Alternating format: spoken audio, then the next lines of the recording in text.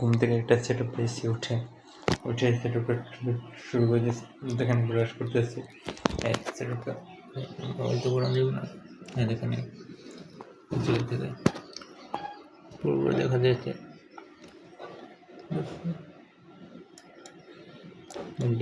আমার টার্গেট এই পর্যন্ত, কিন্তু আমি এক্সট্রা দিয়ে দিচ্ছি আমি এই জন্য।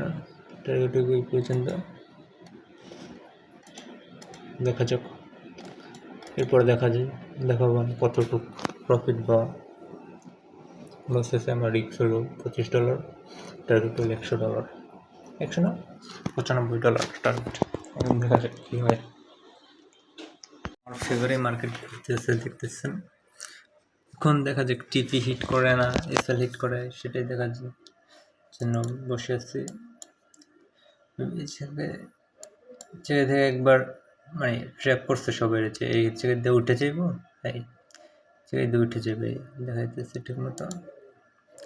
জায়গাটা তো পড়তেছে, জায়গাতে একটা ট্র্যাপ করছে, উঠে গেছে, আবার নিচে এসে জায়গাতে ট্র্যাপ করে মানে সবাই ঢুকে যাচ্ছে নিচ প্রুফ। তারপর উপরে চলে যাইয়া মানে এসএল নিয়ে তারপর নিচে আসছে। পারফেক্ট সময় ধরছি, পারফেক্ট সময় ঘুম ভেঙে গেছে, কিন্তু পারফেক্ট সময় মার্কেট ঢুকছে। তাহলে আমিও বলতে পারেন এখান থেকে ট্রিট নিতাম, এখান থেকে আমি বেঁচে যেতাম, কিন্তু পারফেক্ট সময় এটা করা অনেক বেটার। দেখা যাক ইনশাল্লাহ এখন কোনখানে হয়। একটা ইকুইটিএসের ইনস্ট্যান্ট অ্যাকাউন্ট 2 স্টেপ নেওয়ার ইচ্ছে ছিল, ইনস্ট্যান্ট অ্যাকাউন্ট। দেখা যাক কত প্রফিট করা যায় ইনশাল্লাহ। আর আমি এসএল $25 ছিল, তো আমি ট্রেল করে নিয়ে নিচে টিপি ছাড়াও উঠতেছ না, তারপর $12 রিভার্স হয়ে যেতে পারে, কোনো কিছু নেই। থাক, টিপি পর্যন্তই থাকবো। টিপি পেলে টিপি, আর তো এখানে প্রফিটে যাবো, যদি লস হয়ে যায় প্রফিটে সুবিধা নেই। আসলে প্রফিটে চলে যাবো।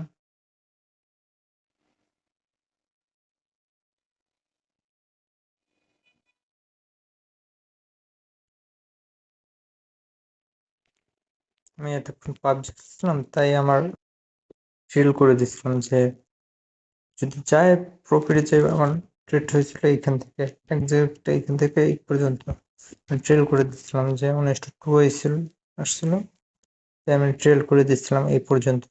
আমার স্থান নিয়ে চলে গেছে, তারপর এন্ড অফ দ্য ডে আমার প্রফিট আছে, কিন্তু আমি এটা ডিলিট করে দিচ্ছি। ওটা কি বলে, এই কারেন্টটা চলে গেছে, কিন্তু দেখান যাইব না, ওয়াইফাইটা চলে গেছে, মানে এন্ড অফ দ্য ডে আমি প্রফিট আসছে।